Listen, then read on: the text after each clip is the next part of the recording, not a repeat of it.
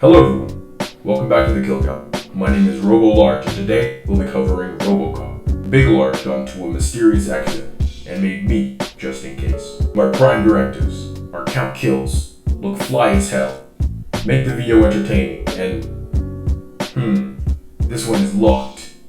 No matter. Before the exit, he recorded the rest of the intro and the kills portion of the video.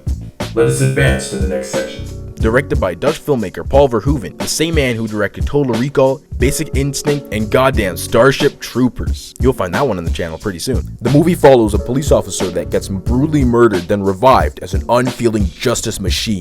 He struggles between regaining his humanity and fighting the harsh corporation that created him. The company side plot is also a great critique on Reaganomics and corporations that see complex issues as an avenue for profit. In this story of man versus self and creation versus creator, can this Robocop come out on top? Let's find out and get to the kills.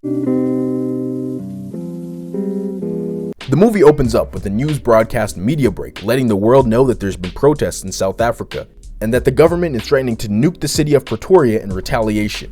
Sounds a bit extreme to me. The other anchor declares that the president talked to other countries in what they call the Star Wars orbiting peace platform. This movie is quite ahead of its time. While the movie was filmed in 1986, it takes place in the early 90s, 1991 to be more specific. They were just talking about segregation protests, which in the real world ended in 1991, and they mentioned a sort of international space station, which finished construction in 2011. It's so ahead of its time that I had to check when the movie was made. After that, we get an ad about mechanical heart surgery, showing how futuristic this world is supposed to be.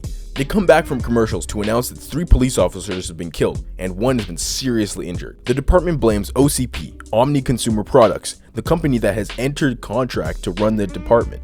Dick Jones, the president of the company, chimes in to say, "This is Detroit, bitch! They clowning this motherfucker! Better take your sensitive ass back to Connecticut!" The injured one made it out alive and identified Clarence Boddicker, the crime boss of old Detroit, with 31 cop bodies on his head. They wish the surviving cop good luck and the broadcast ends. At the police station, 2 lawyers try talking down an attempted murder to aggravated assault, but get thrown out instead. The fact that they even had the audacity to play in his face like this shows the state of disorder that the city's in. A new transfer named Alex Murphy walks in and is immediately told to suit up. Since they work in Detroit, they constantly have to wear white. The new guy passes through the change room where we see an equal amount of nudity, which is nice, I guess. Someone asks what brings him to Detroit. He says OCP moved him. A bunch of them cuss out the company and suggest a strike. Earlier, they are hoping that the surviving officer is okay, but his condition is confirmed when the chief replaces his name with Murphy's. Chief Reed says that he wants all off-duty officers to attend the funeral and quells all talks about strike, basically repeating what Dick said. When Murphy walks out, he sees a suspect resisting arrest and a lady cop pummeling him. That same cop happens to be our MC's new partner, Ann Lewis. While they drive around the city to get acquainted, 3 OCP members walk into the building for a meeting. They discuss their hatred for their senior president and what possible reason he'd have for calling the meeting. Right before the meeting, Dick Jones chats about the police complaints with the big boss of OCP, known only as the Old Man. Sheesh, sounding like Kojima named him. Oldie says that he wants to fulfill his lifelong dream of creating a city named Delta City, where old Detroit is right now, but the only thing stopping him is a high crime stat. To lower it, Dick stands up and says they need a cop that doesn't sleep or eat. His new project, ED-209, Metal Gear Rex over here is armed to the teeth with 3 20mm guns, 2 on the right and 1 on the left, with the left one including a fucking missile launcher. If they really want to stop crime in New York, they have to invest in the community instead of spending all that money on a walking kill machine. I guess their logic is you can't commit crimes if you're dead. The metal monstrosity marches towards the table, and everyone backs away in fear. Penis exposits that right now the enforcement droid, that's what it stands for, is only meant for urban pacification. Bro, if I saw that in a dark alley late at night, the last thing I would feel is pacified. The senior president then continues and says that after a successful tour of old Detroit, it'll be ready for the military. The bipedal tank was animated by Phil Tippett, the same fella that animated the AT-ATs from The Empire Strikes Back. They need to demonstrate his capabilities, so they ask for a volunteer. A man named Kinney steps up and is handed a weapon to roleplay as a criminal. He points it at the clank and it starts up, telling him to drop his weapon or else. He drops it, but it doesn't back down. The eggheads try everything to turn it off, but they fail to stop Ed from blowing his ass down. They rip the circuits apart and finally get it to stop. The old man is pissed. Dick says it's only a glitch and it'll be fine, but the old nigga gets even angrier at him. The man from earlier, Bob, says that he's got a program that prevents this from even happening, called the Robocop program. Jones tries pushing him aside, but Oldie hears him out and says that he wants a presentation on it in 20 minutes. He gloats to his homeboy about it and he says to watch out for Jones. Back with Murph and Lewis, she sees him twirling his piece around like an old gunslinger. He says that a character in a show his son Jimmy watches does that, so he wants to impress him, and he thinks it's also kind of cool. We get a look inside the getaway van of Boddicker and his crew after a heist. I want to cover a heist movie on the count. Let me know in the comments if y'all know any good ones. He gets mad at a guy for burning some of the cash until they notice that a couple of pigs are on their tail. They load up their shotguns and he urges the driver to slow down. When they get closer, they open their doors and empty their mags. On nothing. The pair drove next to the van and start firing on their driver. They scramble to cover him, and while distracted on their side, they come back to the back and incapacitate a goon. The squad don't believe in rehabilitation, so they throw the dude on top of the car to slow him down. They throw him off and follow them to their evil lair. Murphy asks for backup, but no one's available. They think it's wise to waltz into the hideout of known cop killers with no backup, and they decide to split like Scooby-Doo. Anne rushes through that hole while aiming down sights and catches someone pouring one out. She holds him up, and he has to zip up his pants first. She takes a peek and is immediately punished. When he punches her off the balcony, nigga gotta be taking compound V or something. How is his uppercut that strong? Two of Boddicker's gang load up some of their loot onto the living room and explain their whole plan loud as hell, stealing money to buy coke to make even more money.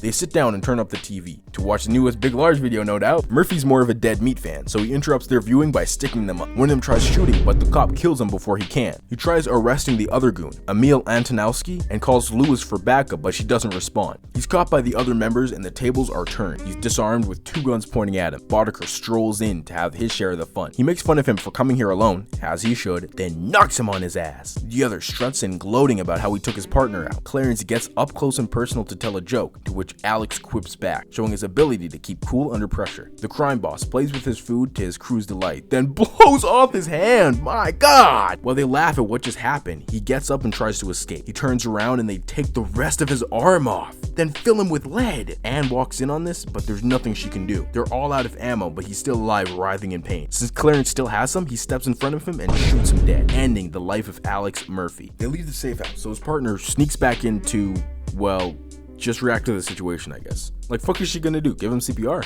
They load him into a helicopter and get him to a hospital. While they try to revive him, we see his memory, like him watching the show with his son, having an argument with his wife, and leaving for Detroit. We also see his last moments from his perspective. After some static, we see some scientists fixing something up, and the two friends from earlier arguing about what body parts they should keep. Here they talk about full body prosthesis, meaning they took the nigga whole shit out and replaced it with robot parts, which is another level of creepy. I thought it was kind of interesting, because it means the only thing left of you is your mind and sometimes your face. I wondered if this exists IRL, but I found out it doesn't, because they try to perfect a singular limb rather than a whole body, like an arm that you can control with your mind and that has sensations. There are quadriplegic people who have had all their limbs replaced, but they're the simple kind of replacements. Maybe in a few years we'll have the super cop from this movie. We already have the cities from it after all. It shuts down, and when it comes back, we see the strength of the machine's titanium Kevlar plated hand. The executive, Bob Morton, comes up close and gives the machine some words of affirmation. You're gonna be a bad motherfucker. They flash forward and they're celebrating the new year. Damn, how long's it been? They notice that they're being watched, then one of them gives him a smooch. The next time it wakes up is during a presentation where he's introduced as Robocop. The OCP walk into the precinct and try pushing people out of the way. Robocop stomps in and gags everybody. The other members of the force rush into the locker room to see that he has his own room in that hoe. In it, he gets a little chair, a machine that spits out his food, and a device that tracks his locations. Tastes like baby food. Knock yourself out. He's asked what his prime directives are, and he says to serve public trust, protect the innocent, and uphold the law. The main way this derives from reality is the fact that not all cops think like. He notices he has a fourth one, but it's classified, like when it says you're not the administrator of your own computer. The cops practice their shooting at the range, and they notice robo shooting. This is the Auto 9, a modified Beretta 93R. Despite it being called the Auto 9, it only shoots 3-round bursts. I really want one IRL, this looks badass. The other officers worry out loud that they're gonna be replaced. Robocop goes into a patrol by himself. At a gas station, someone points an AR at an old couple demanding their money. The lady presses the silent alarm and the clanker shows up instantly. The robber unloaded on him, begging to get fucked. I'm not joking. And the nigga just walks up and bends the barrel. He tries running away, but he gets clotheslined into a freezer? He wasn't even going that direction. If I was Ma and Pa Kent, I'd be pissed. Then he leaves without even arresting the guy, just showing up to make a damn mess. is. While he's on patrol, he sees two men attempting to assault a woman. He marches up to them, and one of them tries using the woman as a hostage. In retaliation, he shoots the rapist's dick through her dress. Your move, creep.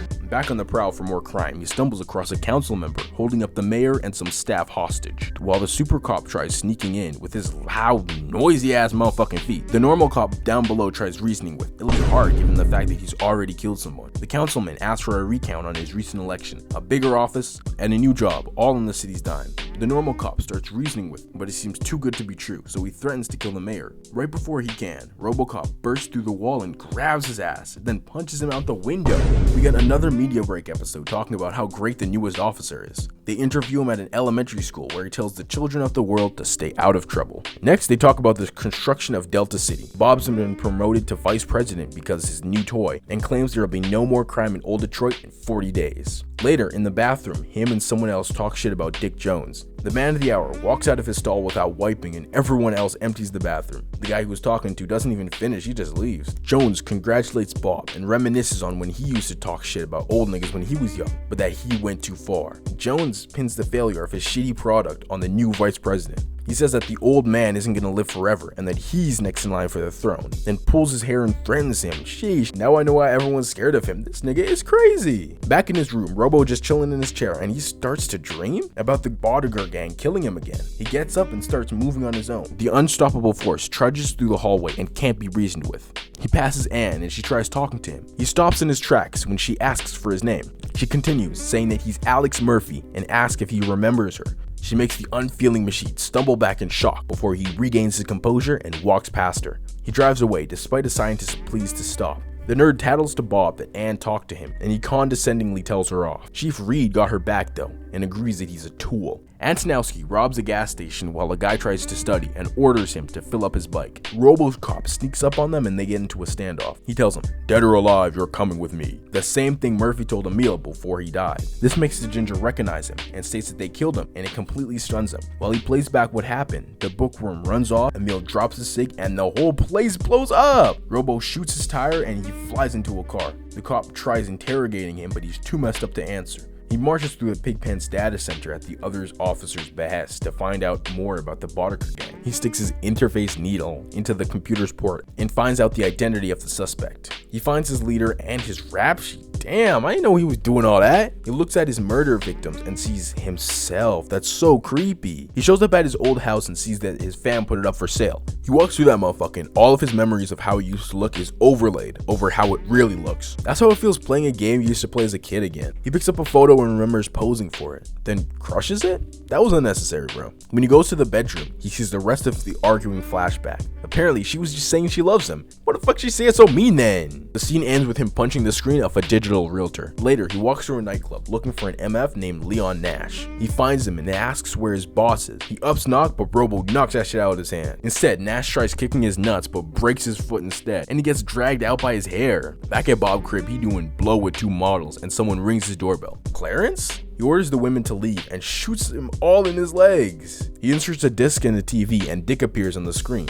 He clowns on him for begging for his life and says that they could have been friends if he didn't undermine him. Boddicker sets down a grenade and dips. Bob tries to stop it, but he blows up his whole house. Must be one strong ass grenade. I really thought he'd make it to the end, yo. Boddicker and them bring the cash they stole to a coke producer to flip it. The man says that a lot of people in Detroit don't fuck with Clarence and would rather have him on top instead. Claire Bear says that he's got more connections, muscles, and dealers, then dips his finger into his wine?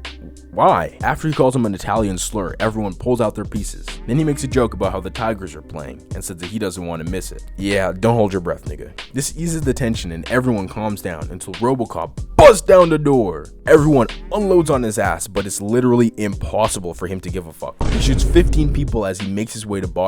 The last guy he shoots has a sticky trigger finger, so he spins around and shoots his boss. Then he shoots one of Boddicker's men, causing him to knock off another guy. Clarence tries jumping onto a roof, but his goofy ass falls right through it. Robo picks him up and tries reading him his rights. The crime boss spits in his face and cusses him out. In retaliation, he throws his ass through a window. He realizes he's in an unfavorable position, so he starts singing like a bird. He says that Dick Jones hired him, and since he's number 2 at OCP, and OCP runs the cops, he can't do nothing. Robo almost chokes to death, but his third directive stops him from doing so. He interrupts the cops while talking about going on strike to drop off the cop killer. His next stop is OCP. He marches through the building looking for Dick. He goes to arrest him, but something stops him. What the hell? His fourth directive suspends his movement. It won't let him arrest any members from OCP. While he struggles to regain control, Ed comes in and whoops his ass, throwing him through wall after wall. It's interesting seeing him get mollywopped like this after him being invincible and unfuckwittable the whole movie. He tries shooting his head off, but he pushes his left gun into the right one and blows his shit off. As the cop runs away, Ed chases him with missiles, blowing up everything in his path. He slips down to the stairway, but Ed tumbles on his ass in his pursuit and has a tantrum. Why did Penis program him to whine like that?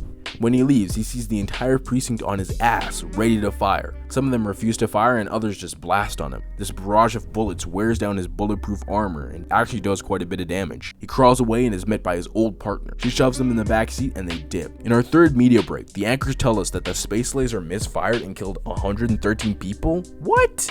Should I count that? But if I count those, I'm gonna have to count the 4 at the start of the movie. But like, we didn't see anyone get killed. Say what you want in the comments, but I ain't counting that. The next story is about the police strike. Some people think they're not supposed to strike, but others endorse it. Back in OCP, Clarence strolls in and harasses the secretary. Dick Jones yells at him for snitching. He orders him to kill the robot, but since their last run-in got his face fucked up, he refuses to do it. Richard mentions that once they start production on Delta City, he'll have a whole new customer base, and it convinces him. Yeah, that's if you survive your next run-in with the law, bruh. He says him and his friends need weapons, and Dick tells him not to worry, and delivers some food, his gun, and a drill to Robocop. He puts the drill at the side of his head and takes off his visor, revealing his face stretched over a robotic template. This look is really interesting because apparently his face and the back of his head is too big to fit under the helmet, so we never see him take it off, just a shot of him with it on and with it off. Murphy asks what happened to his wife and son, and Anne informs him that they moved away after the funeral. He says he feels them, but he can't remember them. Since the cops on strike, the city is in chaos. Clarence's gang joyfully welcomes back Emil and show off their new stolen car. Boddicker shows off his flashy new weapon that he got from Daddy Dick, the Cobra Cannon. The cop killers take turns blowing up cars in nearby buildings. I don't blame him, I do the same. Along with the weapons, Dick gave them a tracker so they drive straight to his location. Murphy grabs a midnight snack and peacefully watches his partner sleep. He wakes her up while trying to fix his aim.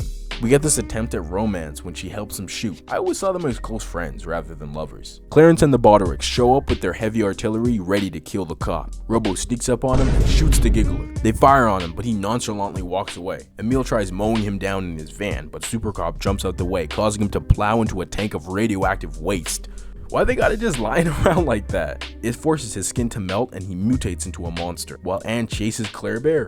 Emil begs his friend for help? What the fuck? He saunters onto the road and his boss turns him into paste. The mess on his windshield caused him to fall into a ditch. Anne pulled over to arrest him, but he was ready for her, emptying his mag on her Kevlar. Before he can finish her, Robocop shows up and stops him. The coward surrenders until Robo says he's not arresting him. As he inches closer, Leon drops a shit ton of metal on him. While they both celebrate, Anne blows his bitch ass up. After losing his last friend, Boddicker takes out his rage on Murphy by beating him up and impaling him in the chest. When he gets close enough to taunt him, he pulls out his interface needle and pierces his neck with it, killing him. Robo gets up and drives down to the OCP building, where Penis gives a speech about mass producing Ed 209. When the clanker pulls up, he's welcomed by the biped. He's not playing around this time, so he skips the cutscene by shooting it with Clarence's strong-ass weapon. He interrupts the capitalist by saying that he's wanted for murder, but he can't arrest an OCP member. The old man asks for proof and he plays the recording of what he said earlier. Backed into a corner, Jones holds his boss hostage. Oldie basically gives the cop permission when he fires Jones on the spot. He runs off and Robocop blows his ass down. As he walks off, the old man asks his name. The movie ends with him reclaiming his humanity and identity when he says his name is Murphy. There you have it.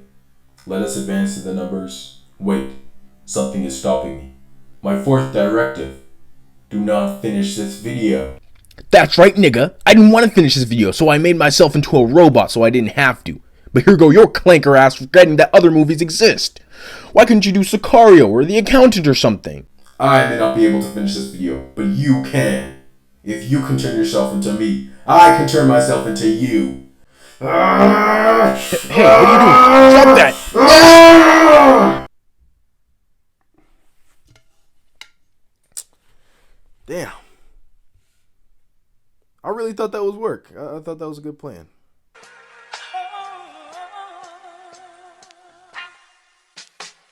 28 people died in the entire movie. With a runtime of 102 minutes, that leaves us with a kill on average every 3 minutes and 36 seconds. Alright, I want to announce some changes. In the past, I just called them awards for the best and the worst kill. But now I want to give them an official name. I'll be calling the best kill award the Platinum Pistol Award, and the award for the lamest the Poor Pea Shooter Award. I've created 2 new ones too. The Hall of Shame Award goes to the best character in the movie, the one I like the most out of everyone. And the Hall of Shame Award goes to the worst. At the end of each year, I'm going to make a tier list of all the characters. They're subject to change too, so if you disagree with the awards, I might give it to someone else. Platinum Pistol goes to Emil Antonowski. In the movie called Robocop, I never expected to see a radiation monster get turned into watermelon juice.